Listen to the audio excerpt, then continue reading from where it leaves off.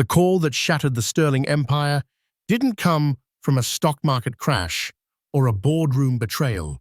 It came at 1:07 a.m., a desperate cry from a maternity ward. At St. Jude's Medical Pavilion, two women lay in separate wings. One, Isabella Sterling, was fighting through agonizing contractions to bring the sterling heir into the world. The other, Serafina Russo, was fighting for his father's attention.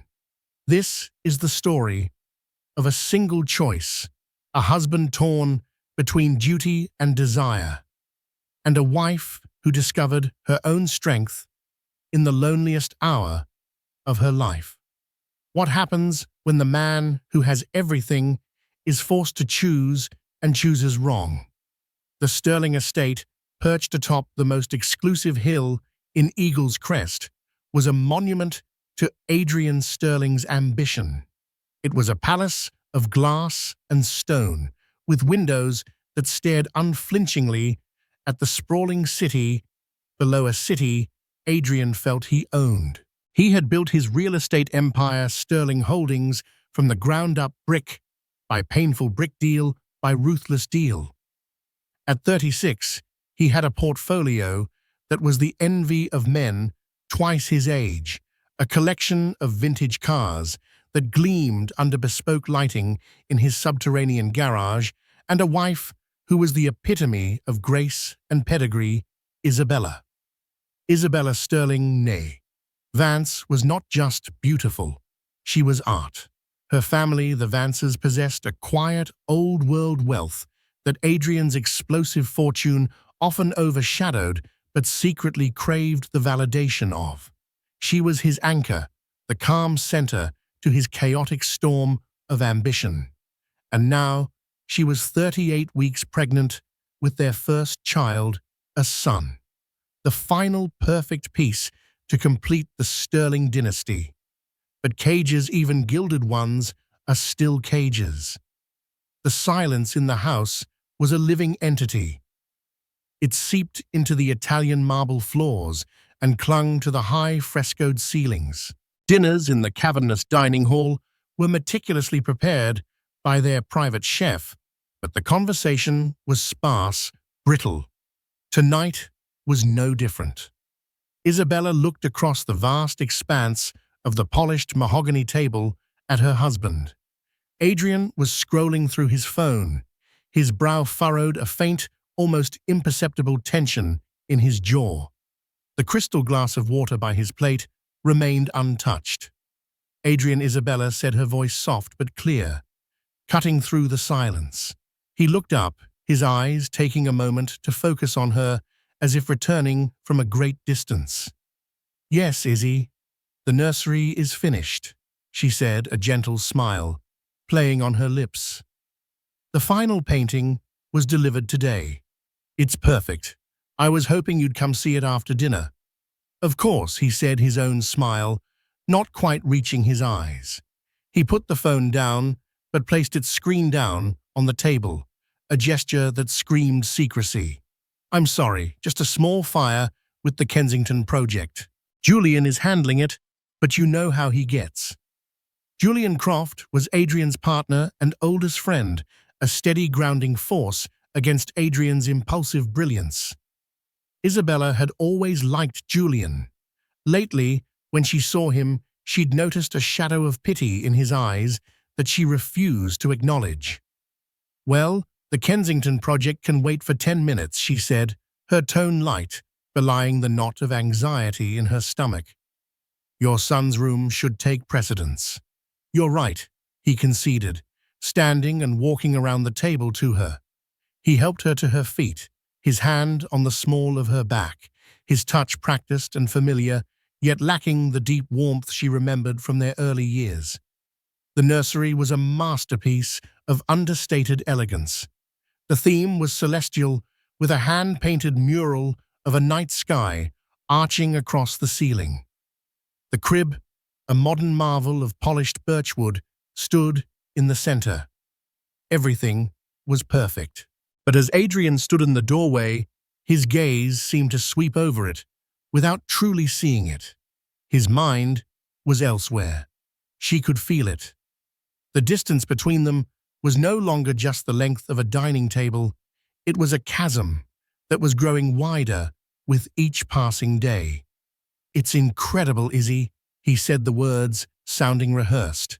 "You've done an amazing job." He kissed the top of her head. "Our son will be the luckiest boy in the world." "Will he?" she wanted to ask. "Will he have a father who is truly present?" But she didn't. She swallowed the words, just as she'd been swallowing her doubts for months. The late-night business meetings, the scent of a perfume that wasn't hers, clinging faintly to his suit jackets, the emotional void that no amount of material luxury could fill. She had told herself it was just the stress of his work, the pressure of impending fatherhood. She had to believe that for the baby. Later that night, as Isabella lay in their vast, empty bed, the baby kicked a strong, reassuring thump against her ribs. She placed a hand on her stomach, a silent promise to the life within her. "I will always be here for you." Across the city, in a chaotic, paint-splattered loft in the Arts District, Adrian Sterling was very much present. He was with Serafina Russo. Serafina was everything Isabella was not. She was a whirlwind of passion and volatility, a talented but tempestuous sculptor who lived in a state of beautiful disarray. Her hair was a wild mane of dark curls. Her laughter was loud and uninhibited, and her love was a possessive, all-consuming fire. She was his escape, his addiction. "You were distant tonight," she said, tracing the sharp line of his jaw with a paint-stained finger. They were lying on a pile of velvet cushions on the floor, surrounded by half-finished clay figures. The air smelled of turpentine wine and her intoxicating perfume. "I was just thinking," Adrian murmured, pulling her closer. About her, Serafina's voice had a sharp edge. "Sarah, don't." "Why not?" She pulled away slightly, her dark eyes flashing. "The due date is getting closer, isn't it? Are you practicing your fatherly smile? Getting ready to play the doting husband?" "It's not like that," he said, his voice low and strained. "It's complicated." "It's not complicated, Adrian," she countered, her voice rising. "You love me. You are bored and suffocated in that sterile museum you call a home. You are with her out of duty, out of some misguided sense of obligation to a name and a legacy. But you live when you are with me." He couldn't deny it. Here, amidst the chaos, he felt a thrilling sense of freedom he hadn't felt in years. With Isabella, he was Adrian Sterling, the CEO, the husband, the scion. Here he was, just Adrian, a man in love. Or so he told himself. "The baby changes things," he said quietly. Serafina's face hardened. "The baby, the precious heir. Don't you see, my love? The baby doesn't change anything. It's a cage, Adrian, and she's locking you inside it. Soon you'll be so trapped, you'll forget the man you used to be, the man you are with me." She began to cough, a dry, racking sound that shook her small frame. She had been complaining of a strange fatigue and shortness of breath for weeks, mysterious ailments that doctors had so far been unable to diagnose. It was another layer to their drama, another reason Adrian felt fiercely protective of her. She seemed so fragile, so dependent on him. "You need to rest," he said, his concern genuine. "I can't rest," she whispered, clinging to his arm. "Not when I feel you slipping away. Promise me, Adrian. Promise me you won't let her win. Promise me you won't leave me." He looked into her pleading eyes, saw the real fear there, and felt a surge of something he mistook for noble devotion. "I will never leave you," he said, sealing the promise with a kiss. It was a lie he told her, and a lie he told himself. And it was a lie that was about to be tested by fire. 3 nights later, at 1:02 a.m., Isabella awoke with a gasp. A sharp, unfamiliar pain radiated from her lower back, and a warm gush of fluid soaked the silk sheets. Her water had broken. Her first instinct was a surge of panic, followed by a wave of calm determination. She reached for her phone on the nightstand. Her fingers trembled slightly as she scrolled to Adrian's name. She pressed call. It rang. Once, twice, 3 times. Voicemail. Hi, you've reached Adrian Sterling. I'm unavailable right now. Please leave a message or contact my assistant. A cold dread far more chilling than any labor pain washed over her. She tried again. The same result. He wasn't just unavailable. His phone was off. At 1 a.m., weeks before his son was due to be born. The first real contraction seized her, a powerful crushing wave that stole her breath. She squeezed her eyes shut, her hand instinctively going to her belly. "It's okay," she whispered to her son. "We're okay, we can do this." With a strength she didn't know she possessed, she pushed herself up. She dialed the number for her sister Elena. Elena Vance answered on the first ring, her voice thick with sleep. "Izzy, what's wrong?" "It's time," Isabella breathed, leaning against the headboard as another contraction began to build. "Elena, it's time, and I can't reach Adrian." The line was silent for a beat, a silence filled with 1,000 unspoken accusations. "I'm on my way," Elena said, her voice now sharp and wide awake. "I'll be there in 15 minutes. Have you called your driver, the hospital bag?" "Yes. Yes, it's all ready." "Okay, Izzy. Just breathe. I'm coming." As Isabella hung up, she caught a glimpse of herself in the grand ornate mirror across the room. A solitary figure in a cavernous, opulent bedroom, about to bring a new life into the world, utterly alone. The gilded cage had never felt more like a prison. The sterile, antiseptic smell of St. Jude's Medical Pavilion was a sharp assault on the senses. The polished white floors reflected the harsh, fluorescent lights, creating a disorienting, shadowless world.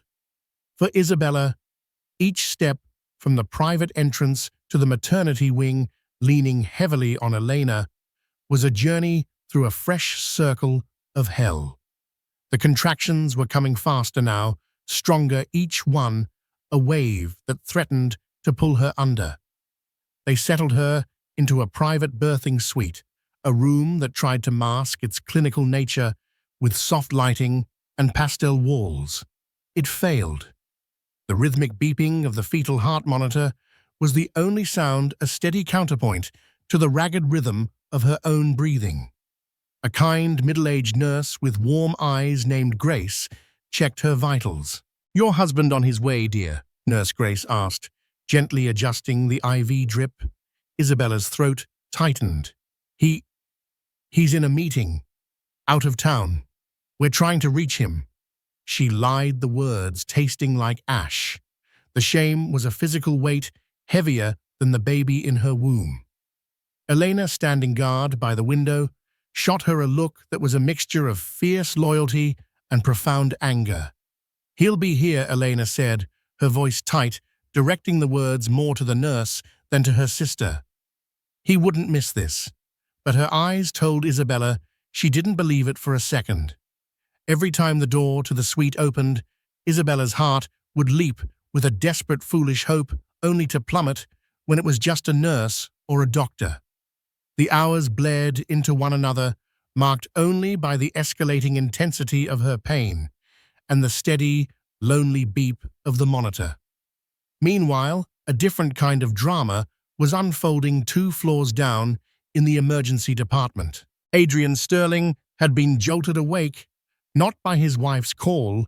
His phone lay switched off on Serafina's floor, but by a frantic, breathless call from Serafina's landline at 12:45 a.m.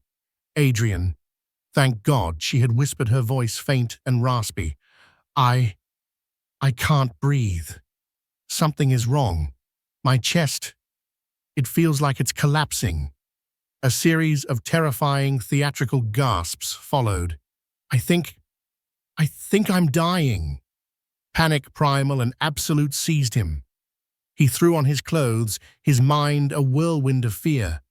He scooped her up, she felt terrifyingly light in his arms, and carried her to his car, breaking every speed limit on the deserted streets, his destination the same as his wife's, St. Jude's.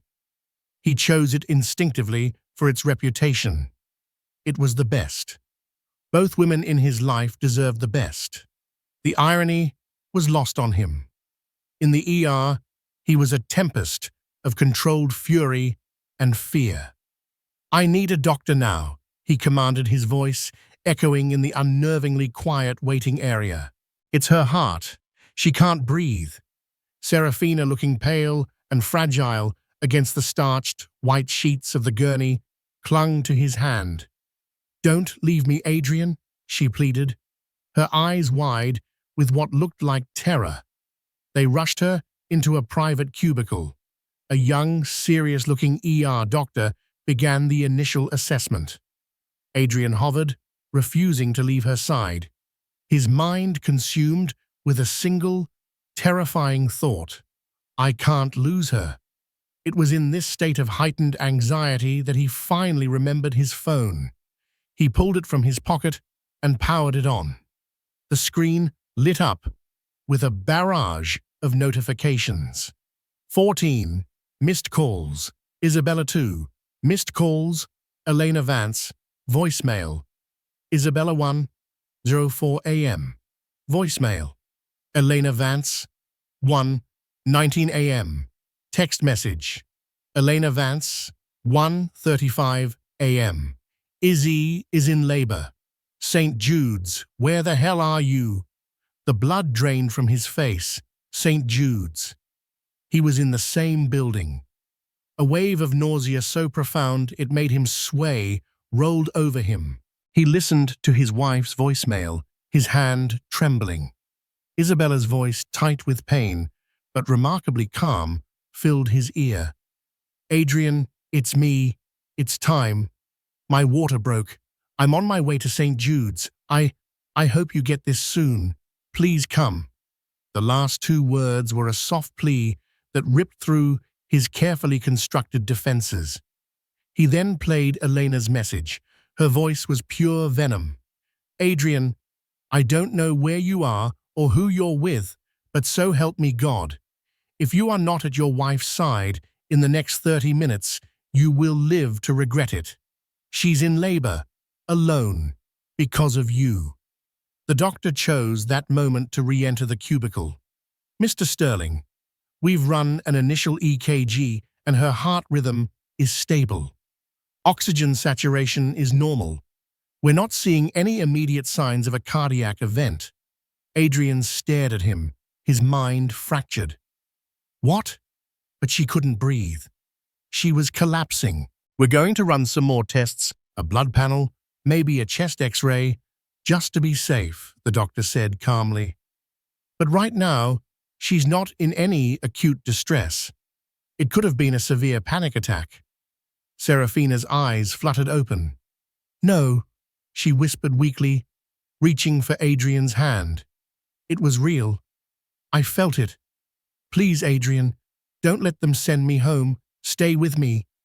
He was standing at the crossroads of his life.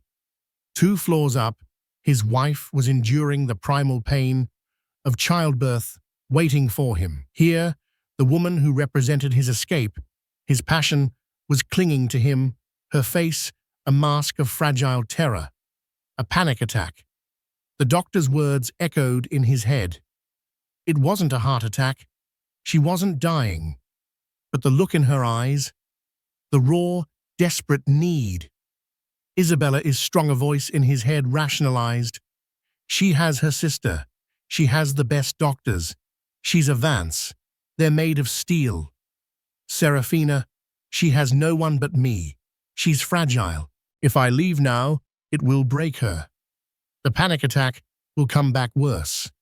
It was the lie he needed to tell himself, the justification that would allow him to make the unthinkable choice. He was choosing to save the life he thought was more fragile, ignoring the monumental life event happening upstairs. He was choosing the intoxicating drama over the profound reality. "I'm not going anywhere," he said to Serafina, his voice resolute. He squeezed her hand, avoiding the doctor's questioning gaze. He made his choice. He would stay. He pulled out his phone and sent a text to Elena, a message that was the epitome of cowardly deflection held up in a critical emergency. "I will be there as soon as I can. Tell Izzy I love her." Upstairs, Eleanor's phone buzzed. She read the message and a sound of pure, unadulterated rage escaped her lips. She looked at Isabella, whose face was pale and slick with sweat, her eyes closed as she rode out another brutal contraction. Elena couldn't tell her. Not yet. She would protect her sister from this final cruel blow for as long as she could. She typed a furious reply to Adrian. "A critical emergency. Your wife is in a critical emergency, you bastard. She's about to have your son." She received no response. The path between the ER and the maternity wing was just a short elevator ride, but for Adrian Sterling, it was a moral chasm he had just refused to cross. As he sat by Serafina's bedside, holding her hand and listening to her soft manufactured sighs, the beeping from the machines in Isabella's room, 2 floors above, seemed to mock him, each beep a testament to a promise being broken, a family being fractured before it had even truly begun. He had made his choice, and the consequences were already gathering like a storm. The hours crawled by, each second dripping with a thick, syrupy dread. The pain had become Isabella's entire world, a relentless tide that pulled her down, suffocated her, and then mercifully receded only to gather strength and crash over her again. In the brief moments of respite, one thought pierced through the fog: he's not coming. The lie she had been telling herself for months, the carefully constructed facade of a stable marriage, was crumbling with each contraction. The hope that had flickered in her heart with every swing of the suite's door had finally been extinguished. There was only the cold, hard reality of her situation. She was alone.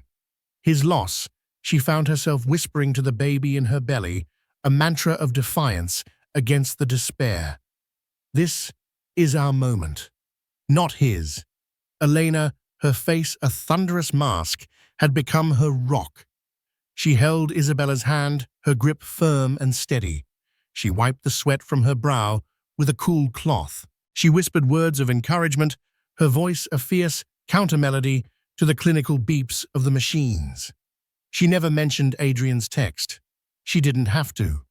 The truth was, in his absence, a gaping wound in the room. Around 7 a.m., Dr. Evelyn Reed, the head of obstetrics, came in. Her expression was professional, but grave. "Isabella, your labor isn't progressing as it should.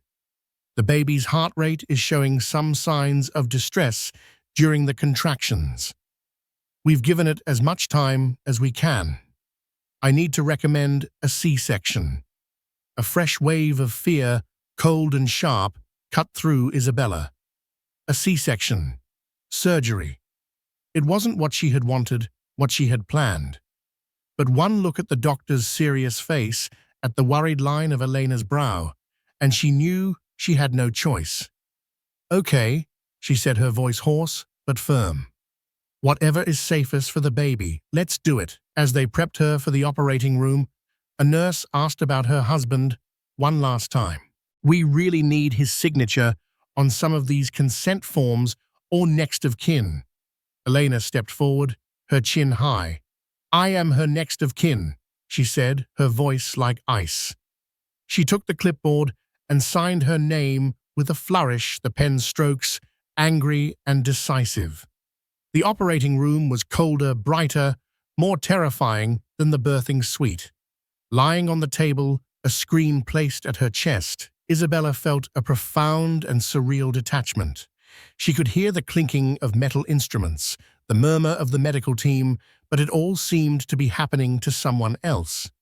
She stared at the reflection of the surgical lights in the metal fixtures on the ceiling, her mind numb. Where is he? The question echoed in the empty spaces of her heart, a ghost she couldn't exorcise. What could possibly be more important than this? Down in the ER, Adrian was growing restless. Serafina had fallen into a light theatrical sleep after a nurse had given her a mild sedative to calm her nerves. The flurry of activity around her had ceased. The ER doctor had returned an hour ago with the blood test results. "Everything is perfectly normal, Mr. Sterling," he had said, his tone professional, but with an undertone of skepticism. "No markers for cardiac distress. No signs of infection. As I suspected, it appears to have been an acute anxiety attack. We can keep her for a few more hours for observation, but she's medically cleared to go home." The words hung in the air between them. Anxiety attack. All this drama, all this fear for an anxiety attack. The gravity of his decision, of his absence from his wife's side, began to press down on him with suffocating force. He had traded the birth of his son for a phantom illness. He looked at Serafina, her face serene in sleep, and for the first time, a flicker of doubt. A tiny poisonous seed was planted in his mind. Was her fragility a weapon? Was her dependence a performance? He pushed the thought away. He had to believe in her, otherwise what he had done was unforgivable. He stood up, his legs stiff. I need to go upstairs," he mumbled, more to himself than to anyone else. He walked out of the ER cubicle and headed for the elevators, his heart pounding a frantic, guilty rhythm. He pressed the button for the maternity wing. The ride up felt like an ascent to his own judgment.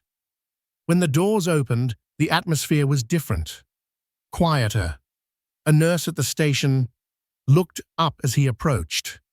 "I'm here for Isabella Sterling," he said, his voice raspy. The nurse's professional smile tightened. "Mrs. Sterling was taken into surgery for an emergency C-section about 45 minutes ago. Her sister is in the surgical waiting area down the hall." The floor seemed to drop out from under him. Emergency C-section. Surgery. Isabella, who had a deep-seated fear of hospitals and surgery since her father's long illness, had gone through that alone. The casual confidence he'd felt, "Isabella is strong, she'll be fine," evaporated, replaced by a tidal wave of guilt and regret. He walked zombie-like to the waiting area. Elena was sitting there, her posture rigid. She saw him, and her face, already pale with worry, contorted into a mask of pure fury. She stood up and walked straight towards him, her steps measured and dangerous. She spat, her voice low and trembling with rage. She didn't shout. It was worse. It was a cold, controlled fury that promised retribution. "You dare to show your face here now, Elena, I can explain." Slap! The sound echoed in the quiet hallway. Adrian's head snapped to the side, the sting on his cheek, a pale imitation of the agony churning in his gut. "Explain," she hissed. "You want to explain? Explain what, Adrian? What critical emergency kept you away while my sister was in agony for 8 hours? What was more important than your wife having her abdomen cut open to bring your son into this world because his heart was failing? Tell me. I want to hear it." He opened his mouth, but no words came out. What could he say? "My mistress had a panic attack." The excuse shriveled and died on his lips, exposed for the pathetic, selfish justification it was. At that moment, a door opened, and Dr. Reed appeared, her surgical mask pulled down around her neck. Her face was tired but relieved. "Elena," she said. Then her eyes fell on Adrian. "Mr. Sterling." The baby Elena rushed forward. "Isabella, are they okay? Mother and baby are doing well," Dr. Reed said, a gentle smile gracing her lips. "It was a tense few minutes, but everything is stable now. You have a beautiful, healthy baby boy. 7 pounds, 2 ounces. Relief so potent, it was dizzying, washed over Elena. She sagged against the wall, tears finally streaming down her face. Adrian felt a surge of that same relief, but it was tainted, poisoned by his guilt. A son. He had a son. He had missed it. He had missed the single most important moment of his life. "Can I see her?" he asked, his voice cracking. Dr. Reed's professional demeanor became frosty. "Mrs. Sterling is in recovery. She's exhausted and needs rest. Only immediate family right now. I'm her husband," he stated, a hint of his old arrogance returning. Elena let out a bitter, humorless laugh. "Are you? You have a funny way of showing it." She looked at Dr. Reed. "He is not to go in there. Isabella doesn't need the stress." "Not now." Dr. Reed nodded, her expression conveying a silent understanding. "She'll be moved to her private suite in about an hour. Perhaps it's best to wait, Mr. Sterling. Give her some time." Defeated Adrian could only nod. He sank into a chair, the slap still stinging on his face, the weight of his failure crushing him. A few moments later, a nurse wheeled an incubator past the waiting area. Inside, swaddled in a blue blanket, was a tiny, perfect baby with a fuzz of dark hair. His son. The baby let out a small, lonely cry as he was wheeled towards the nursery. It was the first time Adrian had heard his son's voice, and the sound didn't fill him with joy. It filled him with an unbearable, soul-crushing shame. It was the cry of a baby whose father had not been there to welcome him into the world. The recovery suite was a world away from the harsh lights of the OR. It was quiet, save for the soft, rhythmic puffing of the blood pressure cuff on Isabella's arm. She felt adrift, floating in a fog of exhaustion and residual anesthetic. But through the haze, one emotion was crystallizing into a hard, sharp diamond, a cold, clear-eyed fury. Elena was by her side when she was finally fully lucid. She told her everything, her voice steady, omitting none of the painful details of Adrian's absence or his pathetic excuse. She told her about the slap. A faint, grim smile touched Isabella's lips. "Good for you," she whispered, her voice weak. When a nurse finally brought her son to her, laying the tiny, warm bundle in her arms, the world outside the room, outside of this moment, ceased to exist. He was so small, so perfect. He had Adrian's dark hair, but her own determined little chin. As he latched onto her breast, a fierce, primal love surged through her, so powerful it almost erased the pain of the incision and the gaping wound in her heart. Almost. This tiny life depended on her, and she would not fail him. She looked up at Elena, her eyes once soft and trusting, now holding a new, steely resolve. "I don't want to see him, Elena. Not yet. I can't." Adrian, meanwhile, was in his own private hell. Barred from seeing his wife and child, he retreated to his office, a sterile glass box overlooking the city. He called Julian Croft, his voice hollow. "I messed up, Julian," he said, the admission costing him everything. "I messed up badly." He recounted the night's events, from Serafina's frantic call to Elena's slap. "He expected judgment, and I told you so." But Julian was quiet, his silence more damning than any condemnation. Where was she treated? Adrian. Julian finally asked, his voice strangely flat. St. Jude's, the ER. And who was the attending physician? I don't know. Some young guy. Why? Just curious, Julian said. Listen, Adrian, you need to focus on Isabella now. I'll make some calls. See if I can smooth things over on the business front. You've got bigger problems. But Julian Croft wasn't making business calls. He had harbored suspicions about Serafina Russo for months. He'd seen her manipulative tendencies firsthand at a gallery opening the way she manufactured drama to keep Adrian tethered to her. He saw her for what she was, a predator who had sensed a weakness in his friend's character and was exploiting it for all it was worth. He had access to a network of high-level private investigators and security consultants. He made a different kind of call. I need a full background and surveillance report on a Serafina Russo, he said to the discreet voice on the other end of the line. And I need to know everything about her visit to the St. Jude's ER last night. Everything. 2 days passed. 2 days of agonizing silence. Adrian sent flowers, they were returned. He sent texts and left voicemails filled with desperate apologies, they went unanswered. He was a ghost in his own life, haunting the hallways of the hospital, catching only fleeting glimpses of his son through the nursery window. Isabella, on the other hand, was healing.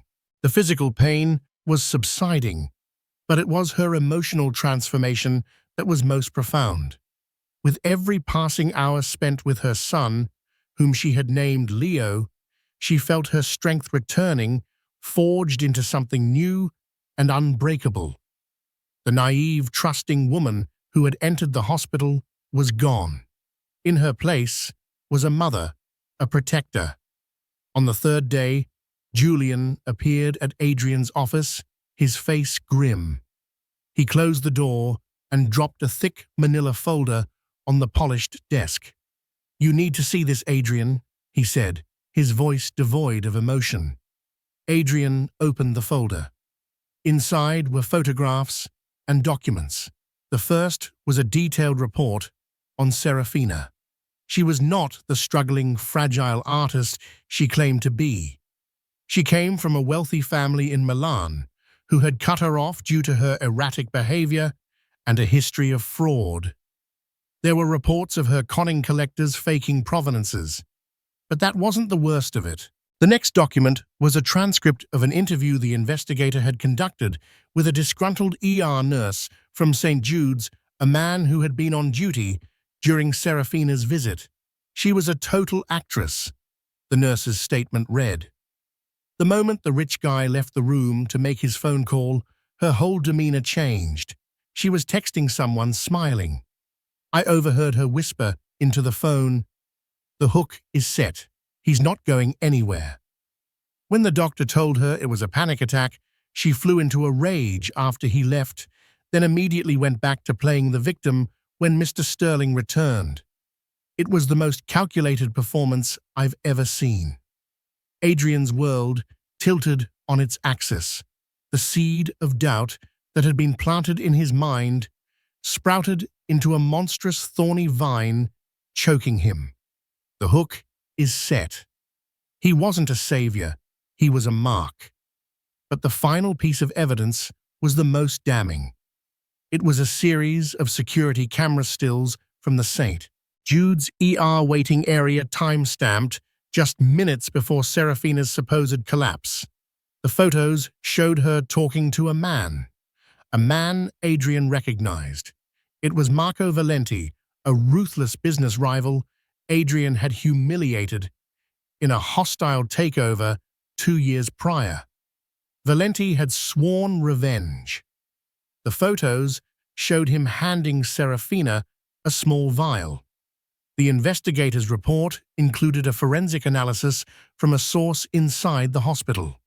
The vial contained a concentrated dose of a substance that, when inhaled, mimics the symptoms of an acute panic attack, hyperventilation, chest tightness, dizziness, without causing any real physiological harm.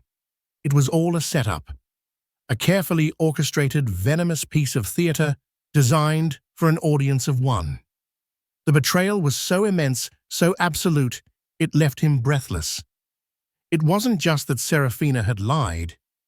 It was the sheer, malevolent artistry of the deception. She hadn't just manipulated his feelings. She had weaponized them in concert with his greatest enemy. She had made him a pawn in a game of revenge, and the price of his participation was the trust of his wife and the birth of his son. He looked at Julian, his eyes hollowed out by the truth. "What have I done?" he whispered. It wasn't a question. It was a eulogy for the man he thought he was. "You need to fix it," Julian said simply, but not by confronting her. "Not yet. You need to go to Isabella. You need to lay the truth at her feet with no excuses and no justifications. It's the only chance you have." Armed with the horrifying truth, Adrian drove to the hospital. He didn't know if he was going to beg for forgiveness or simply accept his sentence. When he arrived at Isabella's suite, the door was slightly ajar. He could hear her voice, soft and melodic, as she sang a lullaby to their son. He pushed the door open. Isabella looked up, her expression unreadable, her eyes cold as a winter sea. In her arms, Leo slept, peacefully oblivious to the storm that was about to break. "Isabella," he began, his voice cracking. He held the folder in his hand, like a shield. "I know what happened. I know everything. You have to let me explain." She simply looked at him, her gaze unwavering. "Explain," she said, her voice quiet but laced with steel. "There is nothing to explain, Adrian. There is only what you did, and what I must do now." The hospital suite, which should have been a sanctuary of new family joy, felt like a courtroom. The air was heavy, thick, with the ghosts of broken promises. Adrian stood frozen in the doorway, the manila folder in his hand, feeling as flimsy as his excuses. Isabella was seated in a plush armchair by the window, bathed in the soft afternoon light. In her arms, their son Leo slept, a tiny, perfect being, utterly oblivious to the emotional wreckage surrounding him. She looked up, and her eyes, once pools of warm affection he could dive into, were now glacial ice. "Isabella," he began, his voice a dry rasp. He took a hesitant step into the room, then another, as if crossing a minefield. The scent of baby powder antiseptic and her faint, familiar perfume filled his senses, a torturous combination of what he had and what he had just lost. "Please, you have every right to hate me, but you don't have the whole truth. It wasn't an affair, not in the way you think. It was a setup, a trap."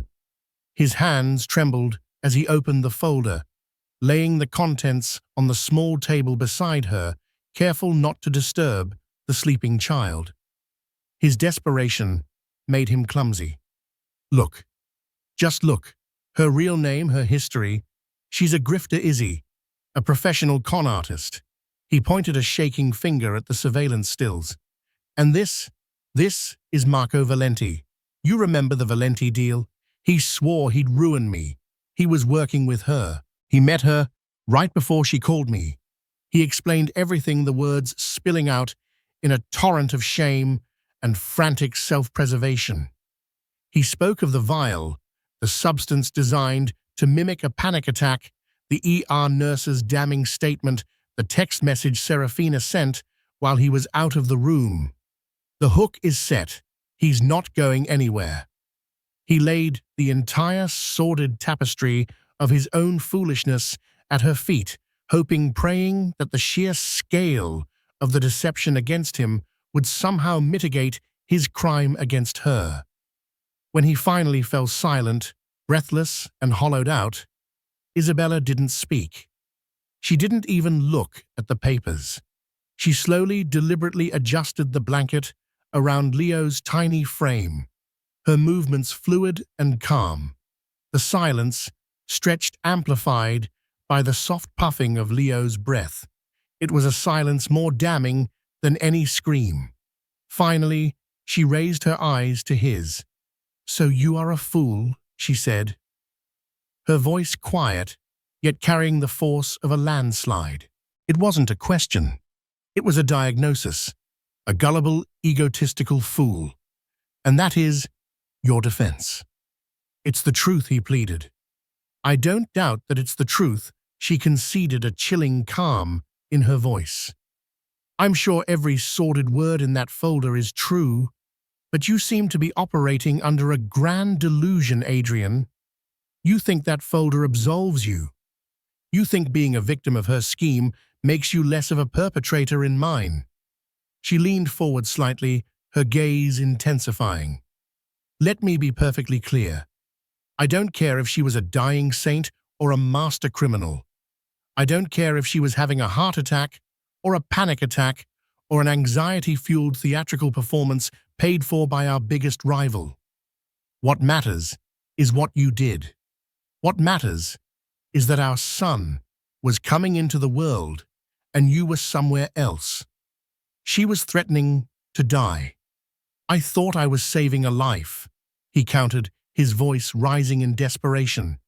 "And I was giving a life." Isabella's voice cracked like a whip, the sudden intensity making Adrian flinch. Leo stirred in her arms, and she instantly softened her tone, murmuring to him and stroking his head. When she looked back at Adrian, the fire in her eyes was banked, replaced by a cold, hard ash. "You have always been drawn to the fire, Adrian. The drama, the crisis you can solve. You love being the hero, the one who swoops in. Over here," she gestured around, "the serene room was just a birth. A messy, painful, beautiful, real moment. There was no glamour, no damsel in distress for you to rescue, just your wife needing her husband. And it wasn't enough for you. Your grand passion, as it turns out, was just a business deal gone wrong. You sacrificed this." She gazed down at Leo, her expression softening with a love so fierce it was painful for him to witness. "You sacrificed us for a lie. You didn't choose her over me. You chose a cheap drama over our life. You chose your own ego." He saw it then with horrifying clarity. She was right. He hadn't been choosing between two women. He had been choosing between two versions of himself, the dutiful husband and the charismatic hero of a thrilling narrative. He had chosen the fiction, and in doing so had destroyed everything that was real. A single tear, born of a grief too profound for sobbing, traced a path down her cheek. "You didn't just break my trust, Adrian. You proved beyond any doubt that when things are at their worst, you are not the man I can turn to. You are the source of the pain, not the solace from it. My son cannot depend on a man like that, and I will not live with one." The finality in her voice was absolute. "I'm being discharged tomorrow morning. I'll be moving in with Elaine. Our lawyers will be in contact. We will arrange custody for Leo. He deserves to know his father. But he will not be raised in a home where his mother is married to a man she cannot respect or rely on. We are finished." He wanted to argue, to see to fall to his knees, but his throat had closed up. He was paralyzed by the sheer, unassailable logic of her position. He had built his empire on finding leverage, on exploiting weakness, on negotiating from a position of power. Here, he had nothing. He had ceded all moral authority, all ground, all hope. He had lost. He stumbled backward, out of the room.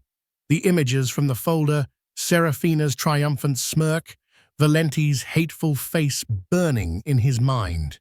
The grief and shame he felt began to curdle, transmuting into a cold, diamond-hard rage. He had been gutted, but he would not let the architect of his ruin escape without seeing the full scope of her work. The drive to Serafina's loft was a blur of red taillights and neon signs. The city he loved, the city he felt he owned, seemed to mock him from behind the rain-slicked windshield. Every skyscraper was a monument to his success, and now to his catastrophic failure. The self-pity he had been wallowing in was burned away by a clean, purifying fury. He wasn't just a heartbroken lover, he was a fool, a mark, and he was going to look his destroyer in the eye. He used his old key, the door opening with a soft click. The loft, which had once seemed a haven of bohemian passion, now looked cheap and sordid. Half-empty wine bottles littered the surfaces, and a brand-new, expensive-looking suitcase lay open on the floor, half-packed with silk and cashmere. Serafina was standing by the large industrial window, swirling a glass of champagne. She turned, and there was no trace of the fragile, dying woman from the ER. She was vibrant, triumphant. "Adrian, darling," she purred, her voice dripping with condescension. "To what do I owe the pleasure? Did you come to tell me the Ice Queen finally kicked you out? Don't look so glum. I told you she was a cage." She started to walk towards him, a seductive smile on her face, ready to play her part one last time. "It's over, Serafina," he said, his voice a low growl. He tossed the manila folder onto a paint-splattered table. It landed with a heavy thud.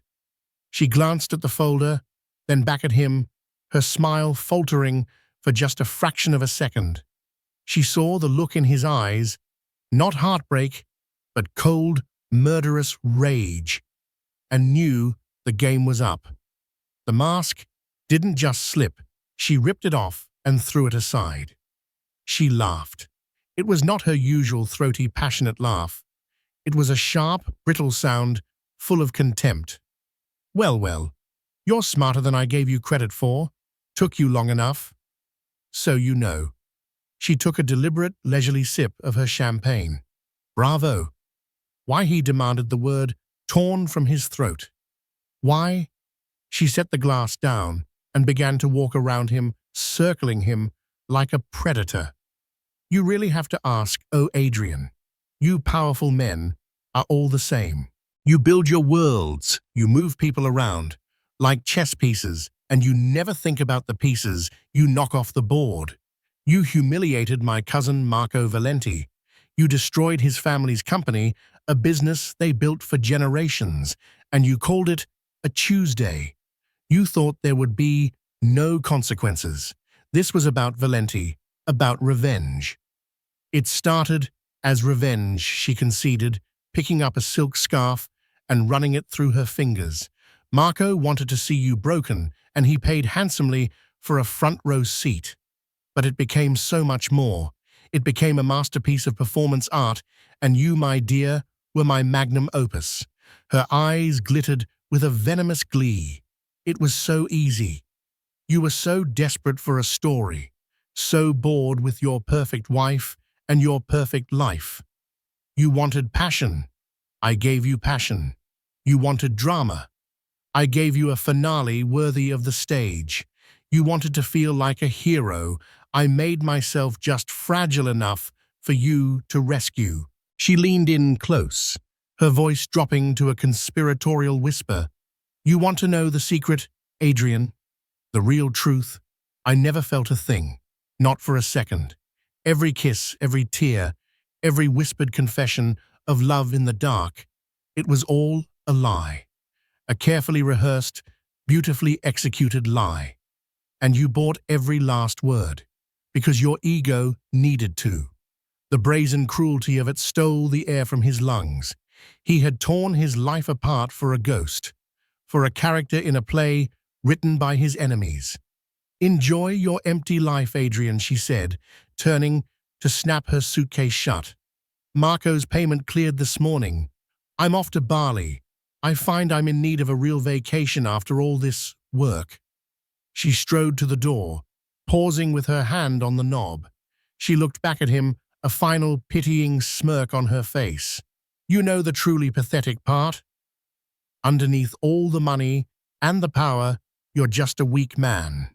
And Isabella, your perfect porcelain wife, she's the one with the steel spine. You lost the only real thing you ever had, and you don't even have a great love story to show for it."